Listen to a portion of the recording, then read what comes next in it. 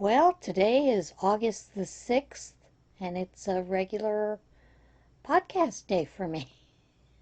So I am going to do a regular podcast.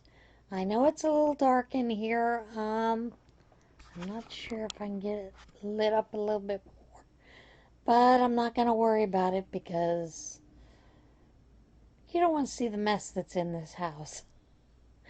I have been going through different things of yarn, grabbing those yarns to be able to get them ready to take to prayer shawl.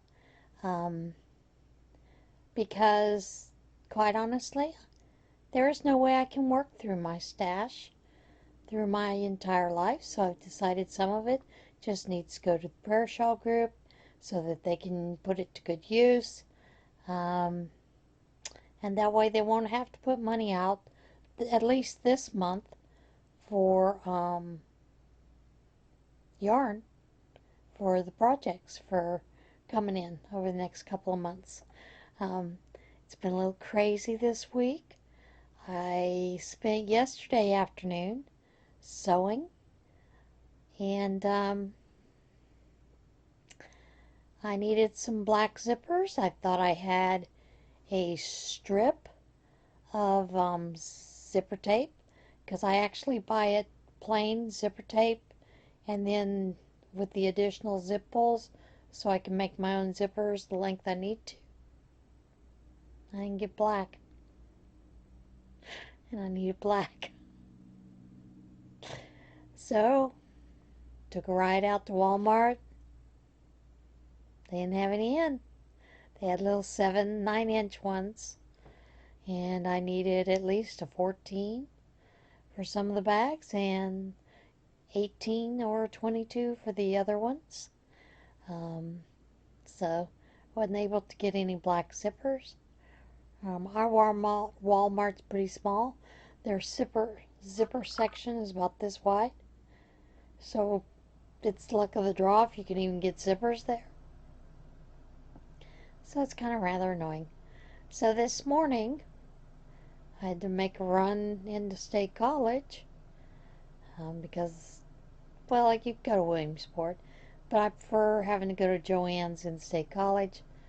There's a lot of issues with the one in Williamsport. The staff just isn't as friendly. It's a smaller store, you know, the whole thing. So I first off, I decided to take a run to Scraps and Skeins, and of course I got yarn. This is Karen Simply Soft, $1. I'm not sure what this is. I think it might be a Knit Picks. $1. Pretty Little Pinks, $1. And you will notice a theme here. I started going for Christmas yarn, $1. Since we make baby hats, this was 75 cents because it was not a full skein.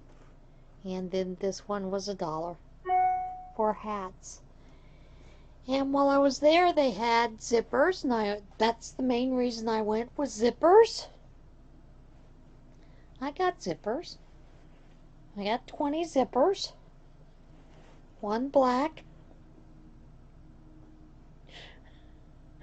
And 19 of them were different shades of a like melon color, a light pink, dark pink, and a green. Nice big long zippers. They're not as wide as what I get. Normally the ones I get are a number 5 zipper, I believe. It's a little wider than the zippers you get in the, like Walmart. I think Walmart's a 4. Don't quote me on that. I might be wrong. But that was my day, so that took up the whole morning.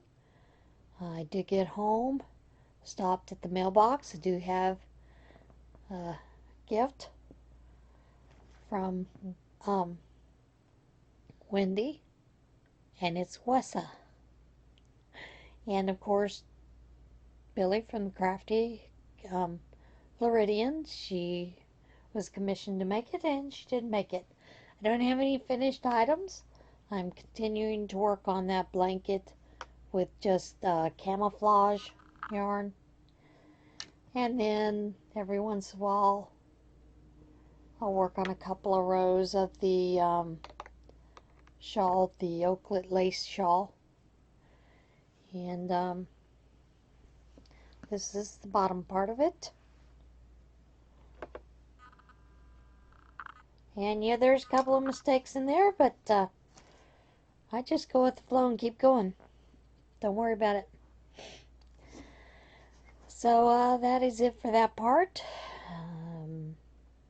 I did some of the bags. I did already get them shipped off to those people that have ordered them.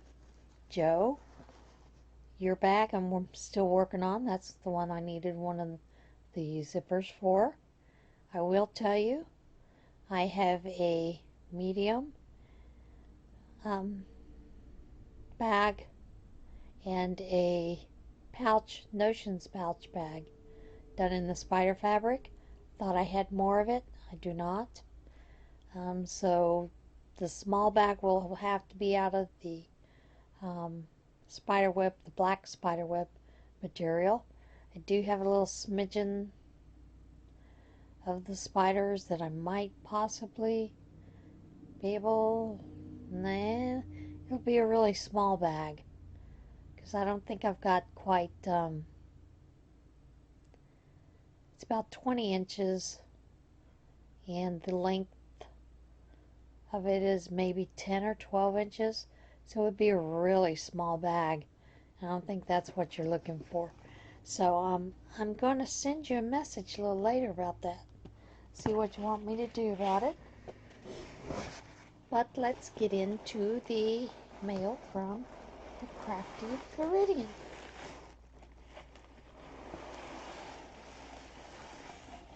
Oh my. I have a lay.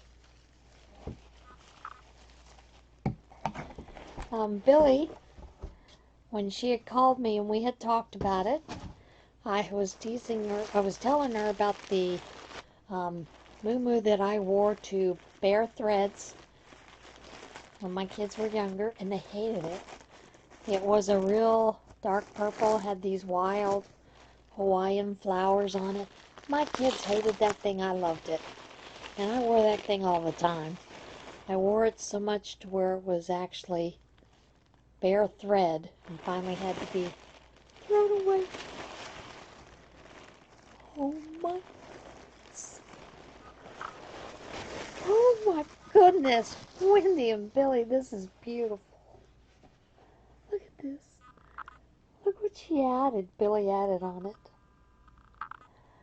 Oh my goodness, that is gorgeous. Oh, beautiful, beautiful, beautiful. Sorry, I get a little misty-eyed. I will have my husband actually take a small video of me wearing it. I don't know if I can get him to do it later on this evening, possibly tomorrow, so I can get that up. But thank you, Billie. Thank you, Wendy. It is gorgeous. So beautiful. Oh my goodness. Okay. Sorry. Now, since it's going to be a short one, because I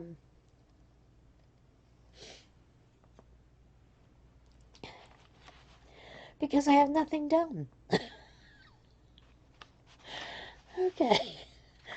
Now it's time for What in Tarnation. Now this first story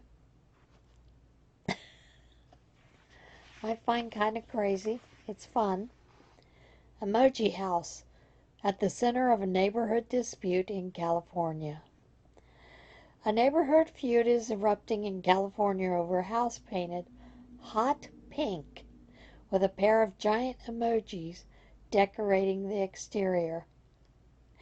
The Manhattan Beach home, dubbed the Emoji House by fans, is hot pink and features an emoji with its tongue out and a second emoji with its mouth zipped shut. Neighbors accused the owner, Catherine Kidd, of adopting the unusual decor as retribution after she was fined $4,000 for illegally using the house for short-term rentals, such as an Airbnb, which is banned in Manhattan Beach. An Instagram post from the artist who painted the home originally featured the caption, "Are your neighbors constantly ratting you out? Have they cost you thousands in fines? Have you wanted to tell them off lately? Why risk a case when you can hire me to paint them a pretty message?" Kit denied the emoji paintings were intentionally designed to irk her neighbors.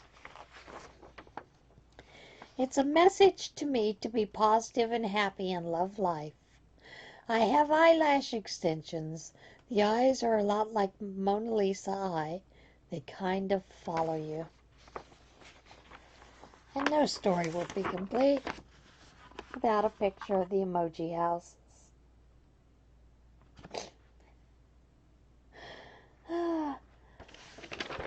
I'm sorry, I love that story.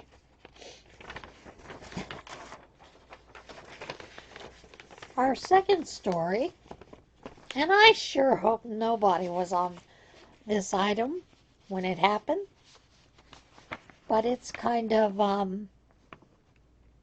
striking.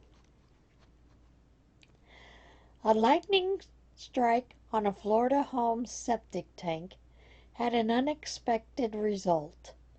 A toilet exploded inside the home. Mary Lou Ward, co-owner of the Port Charlotte home, said that there was a loud boom Sunday when lightning struck the home's septic tank and caused a toilet inside the house to shatter. "We come in here and the toilet was laying on the floor. There's all pieces everywhere. Pieces everywhere." She said the strike ruined the home's indoor plumbing and destroyed the septic tank. She said her family was lucky no one was using the toilet at the time of the lightning. That's for sure. Ward said a plumber who examined the damage explained the lightning must have ignited methane gas inside the septic tank, causing the explosion. "I already sent a picture out to my kids and said don't do it. Here's proof of why you shouldn't go near bathrooms in a thunderstorm." Brings new meaning. You know, we had a story about lightning strikes previously. Now this one, in home health, I have cared for quite a few elderly patients that, shall we say, keep their extra money in odd places, like up in the chimney. They've loosened the brick in the chimney and put the money there. I have had patients who literally put it in their mattress. One that dropped it in between the walls. I don't know that I would do that because mice and varmints would get after it, but you know, they don't trust banks, don't trust the government to take their money. Workers at a California recycling center sorting line were able to recover nearly $23,000 cash that had been mistakenly thrown out with a shoebox. Officials at Recology in Humboldt County said the Ashland, Oregon man contacted the company to report the shoebox containing his life savings. He had tossed it out with the recycling and realized the mistake too late to prevent it from being sent to the sorting center in California. Recology officials said workers were asked to be on the lookout for the box, but they considered it unlikely that anyone would be able to spot the object among the thousands of pounds of recycling. Linda Wise, general manager of the Recology Samoa Resource Recovery Center, said a sharp-eyed worker spotted the box on the sorting line Friday morning. She said workers were surprised to discover it still contained $22,940 of the man's missing money, with only $320 unrecovered. The man and his family visited the recycling center during the weekend to recover the cash. That is, don't put your money in a shoebox that somebody might throw out in the recycle. The next one comes to us from New Jersey. A remorseful thief who swiped a bottle of ketchup from a New Jersey restaurant gave the eatery 2 new bottles along with a letter saying the incident had brought them bad luck. A manager closing up Wednesday night at Perkins Restaurant in Lacey Township discovered a brown bag next to the entrance to the business that turned out to contain 2 unopened bottles of ketchup and an anonymous letter. The letter, which the manager shared on Facebook, explained that the author had taken a bottle of the ketchup off the table while dining. "I thought it'd be risky," the letter said. "I'm as square as they come, and this is the worst thing I've ever done." The letter said the theft had brought them bad luck and bad karma, including their car being hit by another vehicle just hours after the incident. The thief wrote that they hoped replacing the bottle with 2 new bottles would replace their karma. "Again, I'm really sorry if I inconvenienced you the same way my life has been inconveniencing me," the person wrote. "I'm sorry from an awful person." The manager said the person is forgiven, and an employees had never even noticed that the bottle of ketchup was missing.